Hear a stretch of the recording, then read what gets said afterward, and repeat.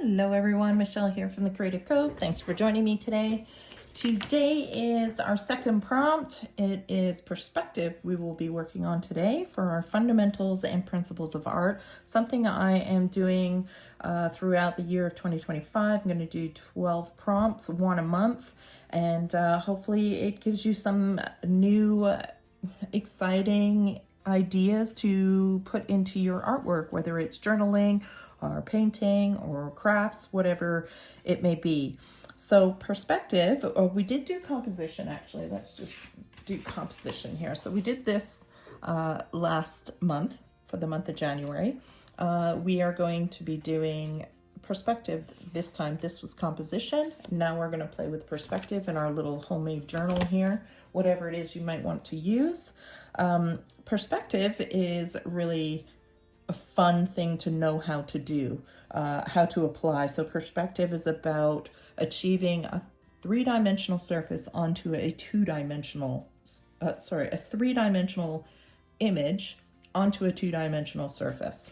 So I want to show you some samples here, and I do apologize. Hopefully that light, actually I didn't turn the light on, so it should be okay. So this here is an example of a painting before perspective was applied in art. So they haven't quite figured it out at this point how to achieve a three-dimensional image. So this was painted, I can't remember who the artist is, but this is called the Madonna and Child. And this was painted around circa 1280. So you can see they've got a little bit going. They're trying to achieve it where the angels are behind the chair and the angels are behind each other, but you know, this angel is not that tall. So this one's standing. So what they do is they just kind of tuck them behind each other and make it look like they're standing on top. So slowly it starts to come together. So around 1480, this is one that I remember in school. This is called foreshortening. It's a technique where you take the image and what's closer to you becomes bigger and what's further away becomes smaller. Now this is the beginning of it. So this is by this artist in 1480, tempera on canvas. So it to me, it's getting there. To me, it's not quite there yet. I feel like his feet should be bigger than his head. But what they've done is they've made his body really short. So they're trying to create that illusion that he's lying down. So it's getting there. Once they start achieving it, now these artists, Renaissance artists, they really start creating some really beautiful paintings, of course. Not that these weren't, but once you've achieved that sort of thing, you can then start breaking the rules and having fun with it. So this is more of a modern art piece. This is kind of cubism. This is by Duchamp. This is the nude descending staircase. And you can see it still has perspective. As creative and as much movement it's got going on, there's a lot of details in this painting, but the idea and the perspective of watching somebody walk down the stairs is still there. So once you've learned how to use perspective, you really can have a lot of fun breaking those rules with it.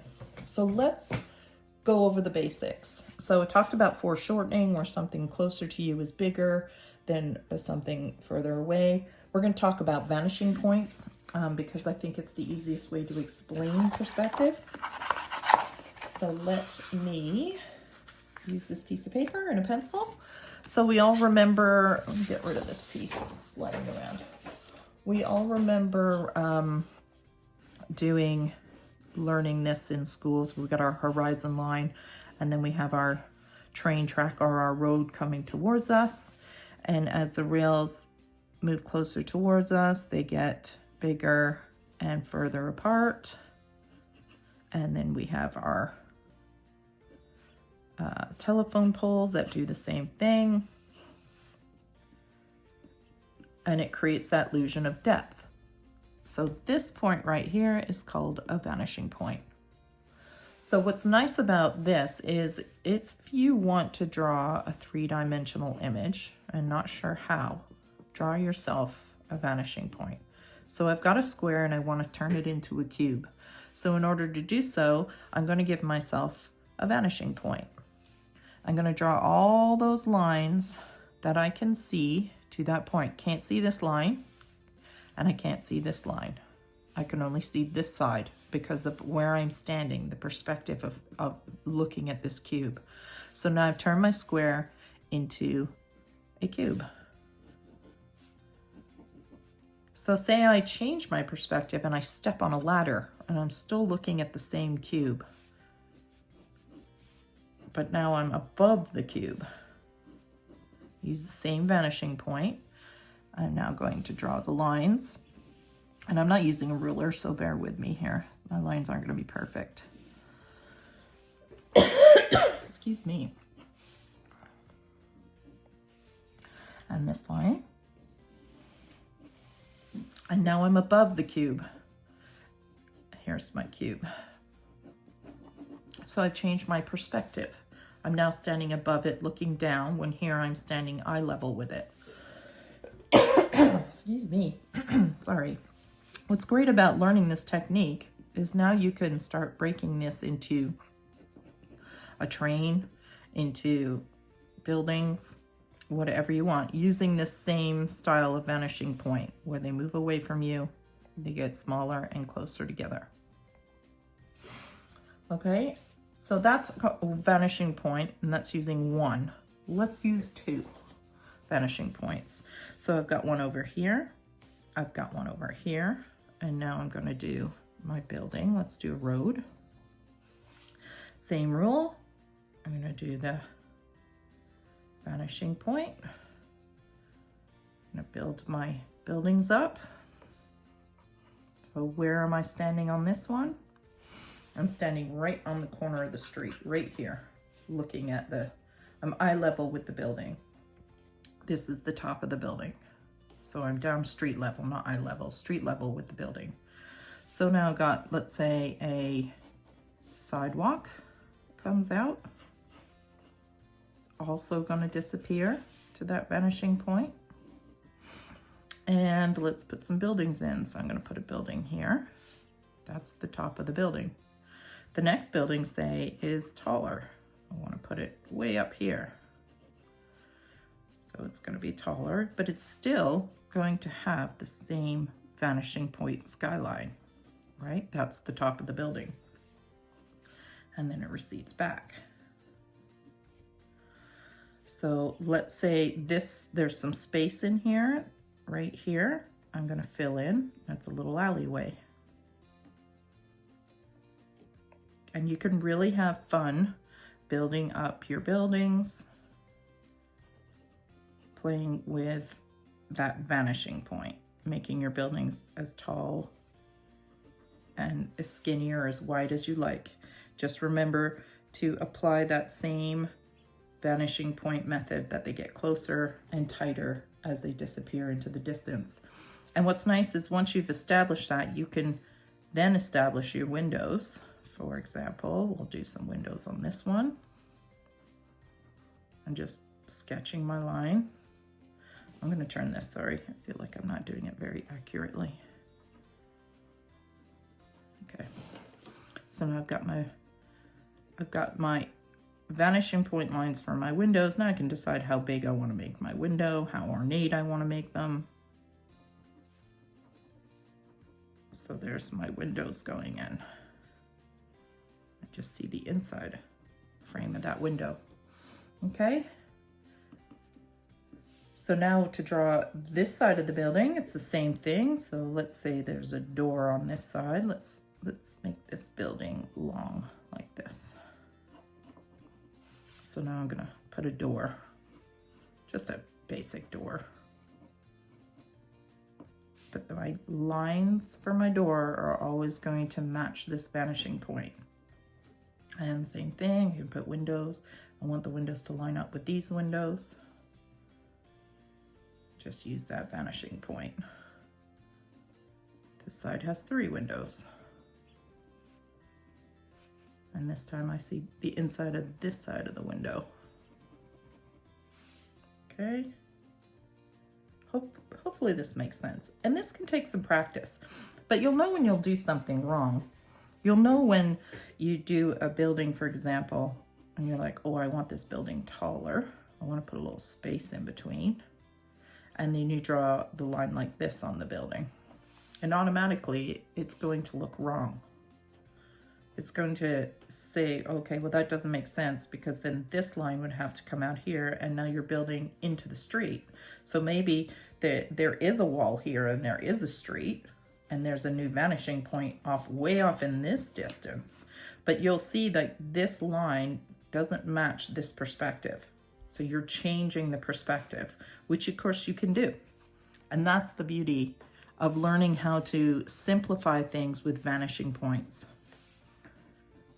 And that's the one we're going to work with today. We're not going to get into foreshortening. Foreshortening comes with lots of practice. You know, if you want to practice something, you can practice with your hands.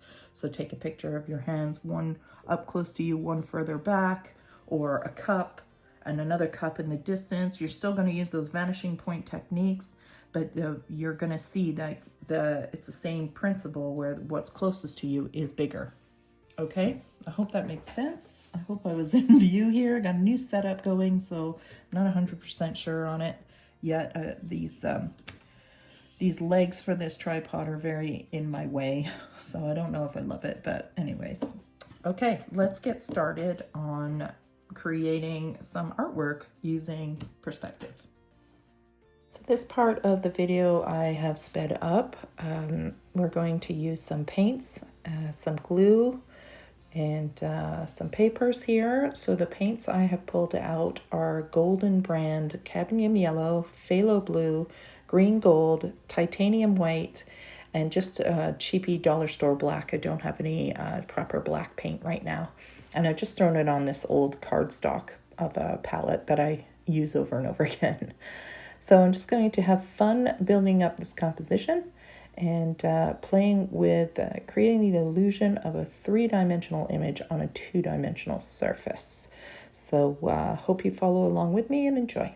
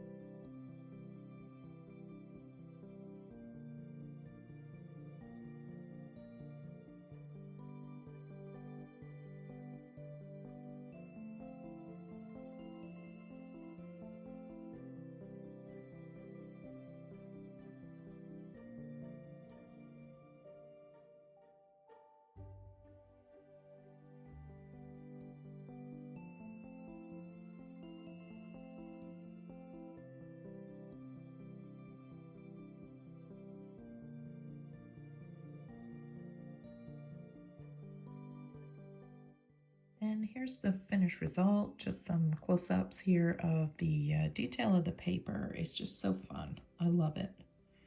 Very loose approach, practicing our perspectives and our vanishing points. And we did do 2 here, one off the building and one with the road and fence. And you can see how you can apply this to just about any kind of landscape or drawing. I don't love the trees. I went a little overboard on the trees, but that's okay. It's just a fun exercise. And I do hope you enjoyed today's video.